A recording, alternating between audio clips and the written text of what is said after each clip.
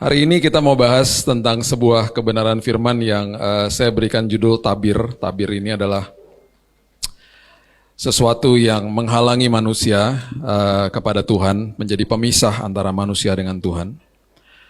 Dulu yang sakral adalah bait Allah, sekarang yang sakral adalah tubuhmu adalah bait Roh Kudus. Dulu perintah Tuhan ditulis di atas loh batu, 2 Korintus 3 ayat 3 mengatakan sekarang perintah Tuhan ditulis di atas loh hati manusia.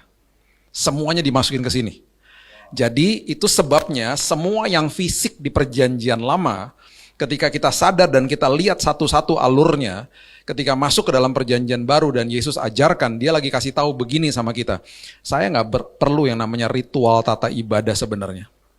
Saya nggak katakan itu nggak penting ya. Saya nggak perlu begitu-begituannya. Saya perlu hati kamu. Sikap hatimu datang kepada saya. Sesederhana itu sebenarnya. Ada satu prinsip yang juga serba fisik, namanya tabir. Tabir ini kalau kita lihat hari ini horden.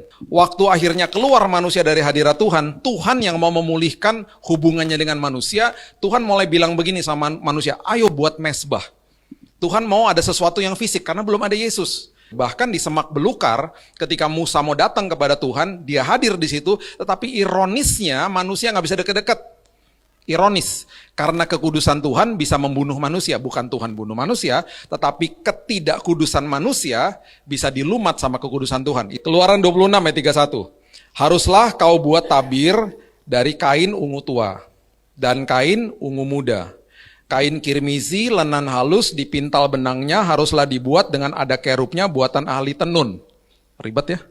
Ribet, pokoknya aturannya ribet. Ini kata tabir pertama kali keluar di situ. Waktu imam besar masuk ya ke dalam kemahnya Musa, kemah suci tabernakel Musa, dia masuk ke dalam, nanti dia akan lihat horden, tabir. Firman Tuhan bilang ada yang namanya tabut hukum atau tabut perjanjian di belakang tabir ini.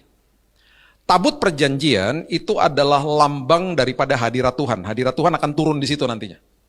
Kalau sampai imam besarnya tidak kudus, mati imam besarnya. Kelar dia di situ. Sekarang kata tabir pertama kali yang diucapkan di perjanjian baru. Pada saat ini yang masuk ke dalam ruang maha kudus itu bukan imam besar yang zaman perjanjian lama lagi, tetapi yang melakukan ini adalah Yesus, imam besar agung kita, dan dia masuk ke situ sekali untuk selamanya.